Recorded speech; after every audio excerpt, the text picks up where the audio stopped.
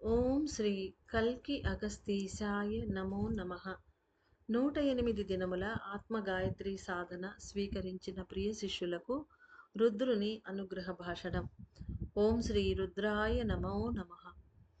ప్రేమతో నిండిన మానవాత్మలకు రుద్రుని దీవెనలు. 108 శివాంశలను లోపలకు తీసుకొని ఉన్న ఆత్మలకు అగస్త్యుల వారు చేయుచున్న ఉన్నతమైన సేవగా దీనిని భావించండి. అనగా ఆత్మగాయత్రి సాధనను ఆయన మనకు చేస్తున్న సేవగా భావించమని రుద్రుడు చెప్తున్నాడు. అగస్త్యుల వారి యుగమార్పు పనికి మొదటగా పనిచేసిన ప్రియ మానవాత్మలు వారి ఆత్మలింగాన్ని తీసుకొని పూజించి ఉన్నారు. అందువలన అగస్త్యుల వారి లైట్ బ్రిడ్జితో అనుసంధానించబడి ఉన్నారు. ప్రియమైన మానవాత్మలారా, ఆత్మకణములు ఒక్కొక్కటి విడుదల చెంది పైకి వెళ్ళి ఉన్నవి. ఈ సమయంలో అవి తన ఆత్మ యొక్క ఇతర అన్ని కణములను అనగా విడుదల కాని కణములను మానవ శిరస్సు నుండి విడిపించుటకై మరలా శిరస్సును చేరినవి. అనగా రిలీజ్డ్ సోల్ పార్టికల్స్ మళ్ళీ తిరిగి వచ్చి రిటర్న్ వచ్చాయట. ఎందుకంటే ట్రాప్డ్ సోల్ పార్టికల్స్ని రిలీజ్ చేయడానికి వచ్చున్నాయని చెప్తున్నారు. ప్రియ శిష్యులు అనే జీవులు 2 మండల కాలము తమ ఆత్మలింగమును పూజించి ప్రియ శిష్యులు అనే జీవులు ఒక మండల కాలము తమ ఆత్మలింగమును పూజించి ఇంకొక మండల కాలము అగస్త్యుల వారి ఆత్మలింగమును స్వీకరించి పూజించి 108 శివాంశలను శక్తులుగా పొంది ఉన్నారు. అయితే ఆ శివాంశల కార్యశీలత పూర్తిగా విస్తరించలేదు. అంటే ఆ శివాంశలు పూర్తిగా కదలలేదు అని అర్థం. ఈ సమయంలో శక్తులన్నీ సంక్షేపించి శివశక్తులు అనగా శివుని శక్తులు వికసిస్తున్నందువలన అన్ని శివాంశలు విస్తరించి పనిచేయును. అంటే ఇప్పుడు శివుడు తన శక్తులతో బయటికి వస్తున్నాడు కాబట్టి మానవుల తలలో ఉన్న ఆ శివాంశలు ఏవైతే ఉన్నాయో అవి బయటికి వచ్చినా కూడా ఇంకా జడాలుగానే ఉన్నాయి. అవి పని చెయ్యట్లేదు విస్తరించి. కాబట్టి శివుడు శక్తులు ఎప్పుడైతే బయటకు వస్తాయో అవి కూడా విస్తరించి పని చేయడానికి స్టార్ట్ చేస్తాయి అని చెప్తున్నారు. ప్రథమంగా మీరు స్వీకరించి ఉన్న శివాంశ అయిన శ్రీ రుద్రుడైన నేను ఆది శివుని ఒక అంగాన్ని. మీ ఆత్మలో కూడా అనేక పాదరస కణములు ఉన్నవి. అవన్నీ ఒక్కొక్కటి ఒక్కొక్క శివాంశయే. వెలుపల ఉన్న ఆదిశివుని ఒక కణమైన శ్రీ రుద్రుడు అనబడే నేను మీ ఆత్మలో నిండి ఉన్న శ్రీ రుద్రుడు అనే శివాంశతో కలిసిపోతాను. అయితే 12 బృందముల వారు పూజిస్తూ ఉన్నందున అనేక మంది పరిపూర్ణత సాధించి ఉన్నందున నేను ఈ సమయంలో మీ శిరసులో ఉన్న శ్రీ రుద్రుడు అను ఆత్మకణముతో పూర్తిగా కలిసిపోతాను. మీ శిరస్సులో ఆత్మకాంతిగా కలిసి ఉన్న శ్రీ రుద్రుడు అనే ఆత్మకణము శిరస్సును చేరి ఉన్నది. అంటే మనము ఆత్మలింగ పూజ చేసినప్పుడు ఏ soul particle first soul particle Shri రుద్రుడు విడుదలయ్యిందో అది మళ్ళీ తిరిగి వచ్చున్నది. అయితే ఇంకా క్రియాశీలత పొందలేదు, విస్తరణ జరగలేదు, దానికి కదలికలు లేవు, ఇంకా అలాగే చలనం లేకుండా ఉన్నది. అయితే ఇప్పుడు 12 బ్యాచ్లుగా చేస్తూ ఉన్నారు ఆత్మలింగ పూజ కాబట్టి ఇంకా ఆయనకు తప్పనిసరి ఇంకా రావాలి. ఇంకా రాకపోతే కుదరదు కాబట్టి మళ్ళా శ్రీ రుద్రుడు అనే ప్రథమ శివాంశ ఏదైతే శివుడిలో నుంచి బయటకు వచ్చిందో అది మనలోకి వచ్చి మనలో ఉండే శ్రీ రుద్రుడు అనే ఆత్మకణంతో పూర్తిగా కలిసిపోతుంది. ఇదంతా సటిల్గా జరిగే ఒకానొక కాస్మిక్ ఈవెంట్స్ ఇవన్నీ. ఇవి మన లోపల కూడా జరుగుతాయి. వీటిని చదివినా విన్నా కూడా అర్థం కావడం కొంచెం కష్టం. మళ్ళీ మళ్ళీ చదివి అర్థం చేసుకోవడానికి మనం ప్రయత్నించాలి. దానికి తగిన శక్తులను అగస్త్యుల వారు ఇస్తూ ఉన్నారు. ఆ జ్ఞానాన్ని కూడా ఆయన ఇస్తున్నారు. కొంచెం మన ఏకాగ్రతతో పెడితే అది అర్థమవడం మొదలవుతుంది. మీ శిరస్సులో ఆత్మకాంతిగా కలిసి ఉన్న శ్రీ రుద్రుడు అనే ఆత్మకణము శిరస్సును చేరి ఉన్నది, అయినా కదలకుండా నిలిచి ఉన్నది. మొదటి దినం అయిన ఇప్పుడు అనగా ఈరోజు శ్రీ రుద్రుడే మొదటగా కదలగలడు అనే సత్యాన్ని గ్రహించండి. అంటే మన 108 శివ క శివగణాలు ఉన్నాయి. శివాంశలున్నాయి. అందులో రుద్రుడే మొట్టమొదటగా వస్తాడు. మొదట్లో మనకు అలానే వచ్చాడు. ఆయనే వచ్చాడు. అదే విధంగా ఇప్పుడు గూడా రుద్రుడే మొదటగా వస్తాడు అని చెప్తున్నారు. శ్రీ రుద్రుడు అనే మీ శివాంశ అనగా మన ఆత్మలో ఉండే శివాంశ కదలని తత్వం నుండి కదిలే తత్వంగా మారుటకు తల్లి ఆది పరాశక్తియే తన శక్తులను అనుగ్రహించినది. అది ఎలా జరిగింది తెలుసుకోండి. కదలని తత్వంతో ఉన్నటువంటి ఒక్కొక్క శివాంశయు శక్తుల వలన చలిస్తాయి. అంటే శక్తులన్నీ చలన శక్తి ఉండేవి. శివుడి అంశలన్నీ శివుడిలాగానే కదలి కదలకుండా అచల స్థితిలో ఉంటాయి అవన్నీ. కాబట్టి కదలని తత్వంతో ఉన్నటువంటి ఒక్కొక్క శివాంశ కూడా శక్తుల వలన చలిస్తాయి. అందుకని ఇప్పుడు ఆది పరాశక్తి అమ్మ రుద్రునికి మొదటి శివ అంశ అయిన శ్రీ రుద్రునికి ఆది పరాశక్తే తన శక్తులను అనుగ్రహించున్నది. అది ఎలా అనేది చెప్తున్నాడు ఆయన. కదలని తత్వంతో ఉన్నటువంటి ఒక్కొక్క శివాంశయు శక్తుల వలన చెల్లిస్తాయి, కదలికలను పొందుతాయి. శ్రీచక్రంలో మొదటగా సంక్షేపించుచున్న తల్లి అఖిలాండ నాయకి ఆది పరాశక్తి తనలో కదిలే శక్తి అయిన ఉష్ణశక్తిని అనుగ్రహించి హిమము వంటి శీతలమైన ఘనీభవించిన నా తత్వాన్ని కరిగించి ఉష్ణమును ప్రసరింపజేసి కదలికలను ఏర్పరిచి శ్రీచక్రము యొక్క బిందువులో మొట్టమొదటగా సంక్షేపిస్తూ ఉన్నారు. అంటే రుద్రులు ఏం చెప్తున్నారంటే శ్రీచక్రంలో మొట్టమొదటగా సంక్షేపించబోయేది అఖిలాండ కోటి బ్రహ్మాండ నాయకి అయినటువంటి శ్రీ ఆదిపరాశక్తి. ఆమె తన శక్తి ఏదైతే చలించే శక్తి, కదిలే శక్తి ఉందో అది ఉష్ణశక్తి. ఆ ఉష్ణశక్తిని రుద్రుడు అనేటువంటి మొట్టమొదటి శివాంశకు అనుగ్రహించి ఉన్నది. దాన్ని మన ఆత్మలో నుంచి వెలికి వచ్చేది అనుకోవచ్చు. లేదా విశ్వంలో శివుడి నుంచి వస్తున్నది రెండిటిని అనుకోవచ్చు. కాబట్టి ఇక్కడ మనం కన్‌ఫ్యూజ్ కావాల్సిన అవసరం లేదు. రుద్రుడు అనేది ఆత్మ నుంచి వెలువడుతున్న మొదటి శివాంశ. దానికి ఆది పరాశక్తి తన శక్తిని, ఉష్ణశక్తిని ఏదైతే డైనమిక్ ఎనర్జీ ఉందో దాన్ని అనుగ్రహించింది. ఆయన ఆ సమయంలో ఆయన ఎలా ఉంటున్నాడు రుద్రుడు అంటే, అంటే స్ప్లిట్ చేసి చెప్తున్నాను సెంటెన్స్‌ని. హిమము వంటి శీతలమైన ఆయన ఐసు గడ్డలాగా ఉన్నాడు. ఘనీభవించిన నా తత్వం. ఆయన తత్వం ఏందంటే ఐస్ అంటే అమర్నాథ లింగం మనం ఊహించుకోవచ్చు. ఆ విధంగా ఉంటాడాయన. అలాంటి తత్వాన్ని ఈమె ఉష్ణం అనుగ్రహించింది కాబట్టి, ఉష్ణమును ప్రసరింపజేసి అందులో కదలికలను ఏర్పరిచింది. ఇంకా కరిగాక కదలికలే గదా అవి. శ్రీచక్రం ఏర్పరిచి, శ్రీచక్రం యొక్క బిందువులో మొట్టమొదటగా సంక్షేపిస్తూ ఉన్నారు. అంటే ఆమె ఆది పరాశక్తి మొట్టమొదట సంక్షేపణకు వెళ్తుంది. వెళ్ళి తర్వాత ఒక్కొక్క శక్తిని తనలోకి ఈడ్చుకునేస్తుంది లోపలికి. ఆ తర్వాత పూర్తిగా శక్తిగా మారి ఆది పరాశక్తి శివుడిలోకి వెళ్ళిపోతుంది. ఇది పద్ధతి. మనకు మొదటి నుంచి ఇది మెసేజెస్‌లో వస్తూనే ఉంది. శ్రీచక్రం యొక్క బిందువులో మొట్టమొదటగా సంక్షేపిస్తూ ఉన్నారు. ఆ తల్లి యొక్క మహాశక్తులు అత్యంత వీర్యమైనవి. అందువలన ఆమె సంక్షేపణ 4 రోజుల పాటు కొనసాగుతుంది.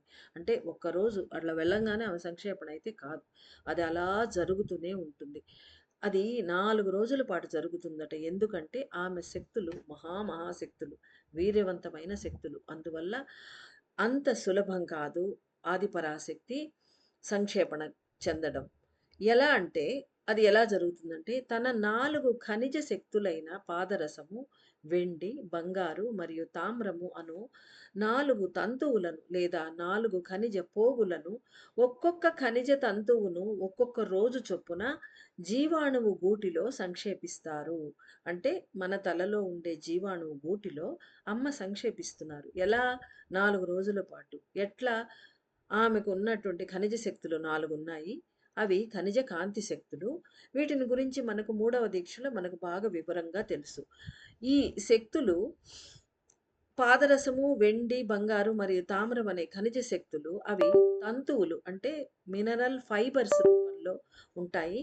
ఆ ఫైబర్స్ ఏవైతే పోగులుగా ఉంటాయో అవి ఒక్కొక్క తంతువు ఒక్కొక్క రోజు చొప్పున జీవాణువు గూటిలో సంక్షేపిస్తారు. అంటే ఆమె, ఆ తంతువు కూడా ఆమె. ఒక్కొక్క రోజు ఒక్కొక్క శివశక్తిగా వికసించును. అంటే ఆమె ఒక్కొక్క హ్మ్, ఖనిజ తంతువును ఒక్కొక్క రోజు చొప్పున జీవాణువు గూటిలో సంక్షేపణ చెందుతూ ఉంటే, రోజుకు ఒక్కొక్క శివశక్తి బయటకొస్తుంది. అంటే ఈరోజు ఆమె పాదరస కాంతి ఖనిజ శక్తి లోపలికి వెళ్ళింది ఒక తంతువు.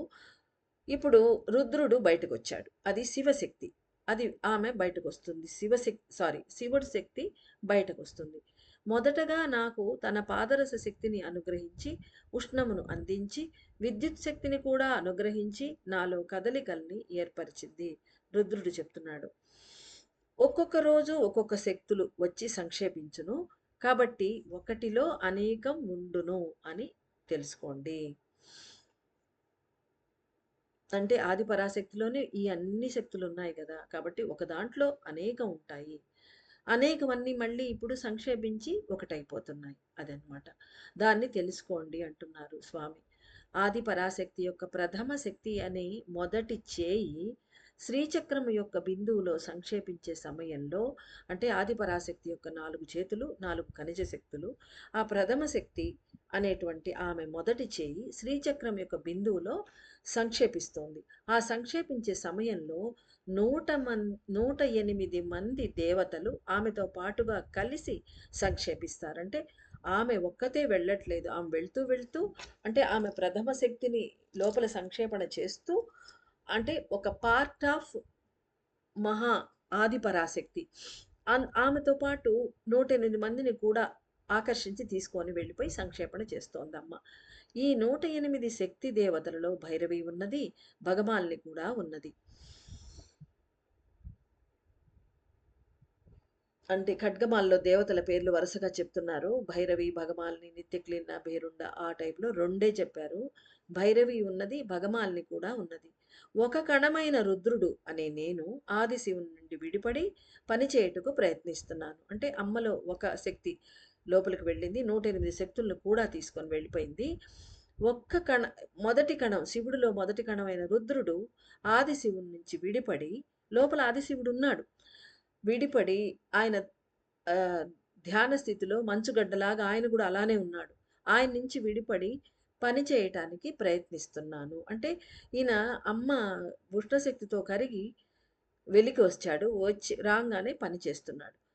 గాఢమైన తపస్సులో స్థాణువై కదలకుండా ఉన్న నేను సత్యలోకంలో ప్రవేశించుటకై ప్రియ శిష్యులు శ్రీచక్ర ధ్యానాన్ని మొదలుపెట్టగానే శక్తి యొక్క విద్యుత్ శక్తులను పొంది కదలనారంభిస్తాను అనేది నియతి అయి ఉన్నది. అంటే ఎప్పుడైతే ఈ సత్యలోకంలో ప్రవేశించడానికి అగస్త్యుల వారి ప్రియ శిష్యులు అంటే మనం అందరం శ్రీచక్ర ధ్యాన సాధన ఈరోజు మొదలుపెట్టాం కదా! అలా మొదలు పెట్టంగానే అమ్మ సంక్షేపిస్తోంది గాబట్టి, అమ్మ యొక్క విద్యుత్ శక్తులు ఈయనకు రుద్రునికి అందాయి.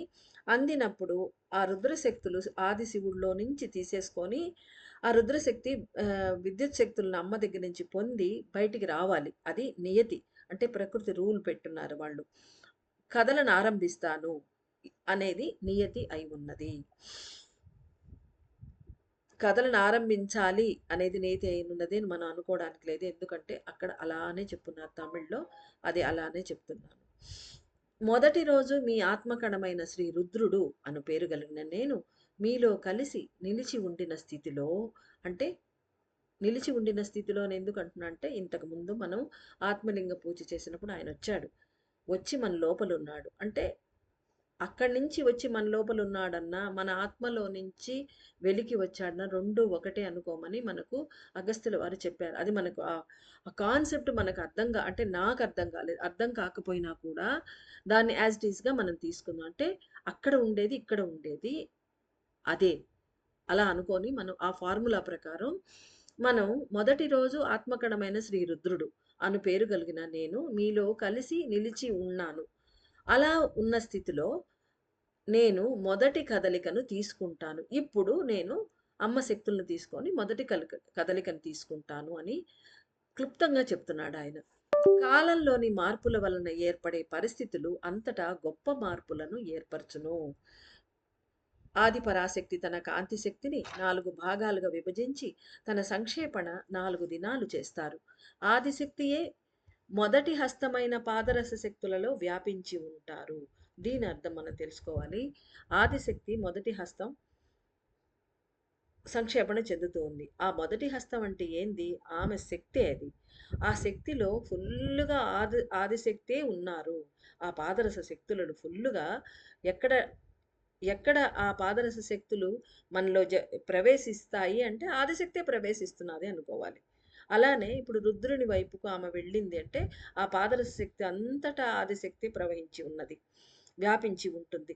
ఈ 4 దినములు ఆది పరాశక్తియు, ఆదిశక్తియు ఒకటిగా చేరి ఆదిశక్తి అంటే ఆది పరాశక్తిలో నుంచి వచ్చిన శక్తి. ఆది పరాశక్తియు, ఆదిశక్తియు ఒకటిగా చేరి 108 మంది దేవతలను అనుదినము తమ వైపుకు ఆకర్షించి సంక్షేపిస్తారు. అంటే ఈయన చెప్పిన ప్రకారం ప్రతిరోజు వీళ్ళిద్దరూ అమ్మలిద్దరూ ఇంకా ప్రతిరోజు ఒక 108 మంది దేవతలను తమలోకి తీసేసుకొని సంక్షేపణ చేస్తూ ఉంటారనమాట వాళ్ళు. కావున ఆది పరాశక్తి తన మొదటి సంక్షేపణను అమావాస్య అనే ఈ సమయంలో ప్రారంభించి నవరాత్రులలో 3 రోజుల వరకు పొడిగించి పూర్తి చేస్తారు. అంటే 4 రోజులు కదా! నవరాత్రుల్లో 3 రోజులవుతాయి. శ్రీ రుద్రుడు అనే మీ ఆత్మకణము ఆది పరాశక్తి మరియు ఆదిశక్తులతో పాటుగా సంక్షేపించే 108 మంది దేవతల ఉష్ణశక్తిని ఒకటిగా కలిపివేసి అంటే ఈ రుద్రుడు కలుపుతాడు ఇవన్నీ. అందరు అమ్మల శక్తులు కలిపివేసి తీసుకుంటుంది. అంటే తీసుకుంటుంది అంటే రుద్రుడు అనే ఆత్మకణం తీసుకుంటుందన్నమాట ఈ శక్తులను. ఆ సమయంలో మొదటి ఆత్మకణమైన నేను కఠినంగా గడ్డగట్టి ఉన్న మంచులాగా ఉంటాను. అంతేకాక నా కరిగే అవస్థ అంటే ఆయన కరుగుతున్న ఆ స్థితి ఏదైతే ఉందో అది మాత్రమే శివుని యొక్క కరిగే స్థితికి మూల చర్య కాగలదు. అంటే ఏదైనా ఒక చర్య, ఒక క్రియ జరిగినప్పుడే దాని రిఫ్లెక్షన్ ఉంటుంది. అంటే ఆది శివుడు కరగాలి అంటే దానికి ముందు ఆయనే మొదట్లో కరగరు. ఎట్లా అయితే ఆది ఏ శక్తి, ఆది పరాశక్తి వాళ్ళు ఒక్కసారిగా సంక్షేపణ చెందలేరో, అదే విధంగా ఆది శివుడు ఆయన ఎప్పటినుంచో మంచులాగా గడ్డగట్టి అలా స్థాణువులాగా ఉండిపోయి ఉంటాడు. ఆయన అంత తొందరగా కరిగి బయటికి రాడు. అందుకని ఆయనలో నుంచి ఒక్కొక్కటి వస్తోంది. ఆ వచ్చినవన్నీ అవి ఒకటొకటిగా ఆయన శక్తులు కొంచెం కొంచెంగా బయటకొచ్చి కదిలితే ఆయన కదులుతాడు. అంటే మూల విరాట్టు తర్వాతొస్తాడు. అలాగే ఇక్కడ రుద్రుడు ఎవరైతే ఉన్నారో కఠినంగా గడ్డగట్టి ఉన్న మంచులాగా ఉన్న ఆ రుద్రశక్తి అది బయటకి వచ్చినప్పుడు అది కరుగుతుంది కదా! ఆ కరిగే స్థితి అదే బేస్ చర్య అన్నమాట. మూల చర్య. ఎందుకు? ఆదిశివుడు కరిగేదానికి అని చెప్తున్నాడాయన. అంటే ఫస్ట్ రుద్రుడే అన్ని పనులకు మూల కారణమవుతాడు. ఆదిశివుడి విస్తరణకు. నేను కరుగుటకు ప్రారంభించినచో కదులుటకు ప్రయత్నిస్తాను. అంటే వన్స్ హీస్ హీ మెల్ట్స్ ఆయన మళ్ళీ ఆయనలో మూవ్‌మెంట్స్ అనేవి వస్తాయి అని చెప్తున్నాడాయన. గడ్డగట్టి ఉన్నప్పుడు మూవ్‌మెంట్స్ ఉండవు. ఆయన కరగడం ప్రారంభించంగానే మెల్ట్ అవ్వగానే కదలడానికి ప్రయత్నిస్తాను అని చెప్తున్నాడు. అటుపై మిగిలిన అందరూ తిరిగి ఆరంభిసి ఇక్కడ కదులుతాను, కదులుతాను అని చెప్పడం ఏందంటే, మూవ్‌మెంట్స్ అంటే వాళ్ళ క్రియాశీలత పొందుతారు. శక్తులు క్రియాశీలం అంటే ఏంది? రుద్రుడొచ్చి మనకు గుర్తుంటే లింగ పూజ అప్పుడు రుద్రుడొచ్చి ఏం పని చేశాడో మనకు తెలుసు. లోపలొచ్చి ఆయన ఏమేమి చేశాడో. అవన్నీ మళ్ళీ ఆ మెసేజ్ వింటే మనకు తెలుస్తుంది. ఆయన ఏం చేస్తున్నాడు మన లోపల అనేసి. సో, కదలడం అంటే ఆయన పని చేయడం స్టార్ట్ చేస్తాడు. Once he melts he started doing his work అనమాట. ఆయనకు హ్మ్, ఏ వర్క్ అయితే అలాట్ అయిందో ఆ వర్క్ చేయడం స్టార్ట్ చేస్తాడు. అలానే ప్రతి ఒక్కళ్ళు 108 శివశక్తులు అలాగే ప్రతిరోజు మన తలలో వచ్చి పని చేశాయి. ఇది మనకందరికీ తెలుసు. అటుపై మిగిలిన అందరూ తిరిగి ఆరంభిస్తారు. శ్రీ రుద్రుడైన నేను కదులుట అనేది చాలా కష్టమైన పని. అంటే ఈయన బయటకొస్తేనే మిగతా వాళ్ళందరూ వీరభద్రుడు వాళ్ళందరూ ఇత్యాది, ఇత్యాది అందరూ వస్తుంటారు. ఈయన ఈయన కదలకపోతే ఇంకా కదలిక ఉండదు ఆదిశివుడిలో. అదనమాట ఆయన చెప్పడం. అంటే ఎంత హౌ ఇంపార్టెంట్ శ్రీ రుద్ర అనేది మనం తెలుసుకోవాలి. అటుపై మిగిలిన అందరూ తిరిగి కదలనారంభిస్తారు. శ్రీ రుద్రుడు అయిన నేను కదులుట అనేదే చాలా కష్టమైన పని. కావున శ్రీచక్ర పూజని మొదటి దినము చేసే ప్రియ శిష్యులు శ్రీ కాంచి కామాక్షి అను ఆది కామాక్షిచే తమ శిరస్సులో ఒక శ్రీచక్రం ఏర్పడడాన్ని గమనించాలి. అంటే ఈయన కదిలేది కష్టం. కాబట్టి మనం చేయాల్సిన పని దాన్ని అవంతా ఇది అర్థం చేసుకోవడానికి రెండోది ఎలా అనే దానికి శ్రీచక్ర పూజ మనం ఈరోజు అందరం మొదటి దినం చేశాము. మనం చేస్తున్నప్పుడు ఆ చేసేదానికి ముందర బయట శ్రీచక్రం ఉంది. అమ్మ కంచి కామాక్షి అయినటువంటి ఆది కామాక్షి మన తలలో శ్రీచక్రం వేస్తారట. ఆది కామాక్షిచే తమ శిరస్సులో ఒక శ్రీచక్రాన్ని ఏర్పడడం మనం గమనించాలి. భౌతికంగా జరిగేవన్నీయు మీ లోపల కూడా జరుగును అనే సత్యాన్ని గ్రహించండి. భౌతికంగా మనం శ్రీచక్రం పెట్టి పూజ చేశాం. లోపల కూడా జరుగుతాయి. పూజ కాదు, ధ్యానం చేశాం. ఇప్పుడు లోపల ఈ శ్రీచక్రాన్ని గమనించుకుంటూ మన లోపల శ్రీచక్రంతో ధ్యానం చేసుకోవాలి మనం. అమ్మ కామాక్షి వేసిన ఆ శ్రీచక్రం. భౌతికంగా జరిగేవన్నీ మీ లోపల కూడా జరుగును అనే సత్యాన్ని గ్రహించండి. శ్రీచక్రం వెలుపల పూజింపబడే సమయంలో మీ శిరస్సులో స్వయంగా తల్లి ఆది కామాక్షియే ఒక శ్రీచక్రాన్ని ప్రతిష్ఠిస్తారు అని తెలుసుకొని అనుభూతి చెంది పూజించండి. ఇప్పుడు మీరు ఒక సత్యాన్ని తెలుసుకోవాలి. అగస్త్య మహర్షి మీ శిరస్సు మధ్యలో ప్రవేశించి 108 మంది దేవతలకు కావలసిన ఆహుతులను సమర్పిస్తారు. మనకిది అంతకుముందే మెసేజ్‌లో లలితాంబిక చెప్పున్నారు. అది మెసేజ్‌లు చదివితేనే మీరు తర్వాత మెసేజ్‌లు ఫాలో కాగలరు. లేకుంటే మీకు అన్ని కన్‌ఫ్యూజన్‌గా ఉంటుంది. గందరగోళం అనిపిస్తుంది. అగస్త్యుల వారు ఎందుకు ప్రవేశిస్తారో డౌటొస్తుంది మనకు. కుడివైపు కామాక్షమ్మ, ఎడమ వైపు అగస్త్యుల వారు కూర్చొని యాగం చేస్తారు. ఇవన్నీ అందులో చెప్పున్నారు. మళ్ళీ లలితమ్మ మెసేజ్ వినండి. అగస్త్య మహర్షి మీ శిరస్సు మధ్యలో ప్రవేశించి 108 మంది దేవతలకు కావలసిన ఆహుతులను సమర్పిస్తారు.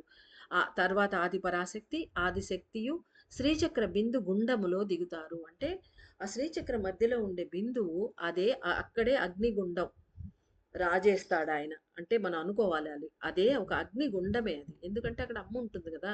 అమ్మ ఒక అగ్నిగుండమే. ఆ అగ్నిగుండంలో వాళ్ళిద్దరూ దిగుతారట. అంటే సంక్షేపణ చెందడానికి వాళ్ళు దిగేస్తారు.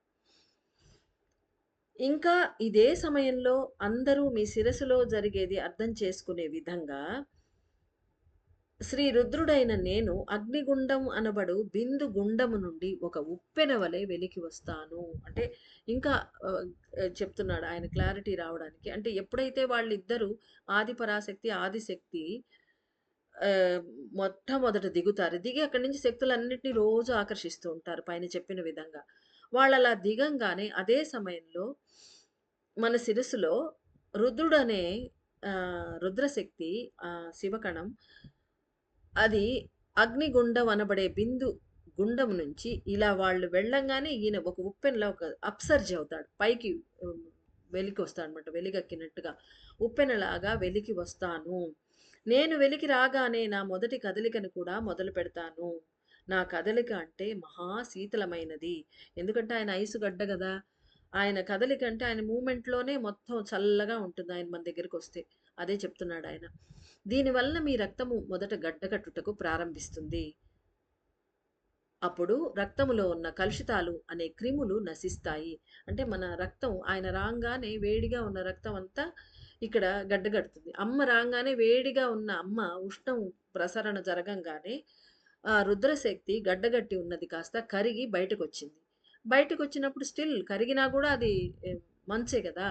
అది రక్తంలో మన రక్తంలో కలియగానే ఆ శక్తి వలన, ఆ శీతల శక్తి వలన రక్తం గడ్డగట్టిపోతుంది. వెచ్చగా ఉన్న రక్తం. గడ్డగట్టంగానే ఆ కలుషితాలు ఏవైతే ఉంటాయో మన రక్తంలో వ్యాధులు అన్నీ కలుషితాలు, అవన్నీ క్రిములు రూపంలో అవన్నీ నశించిపోతాయట.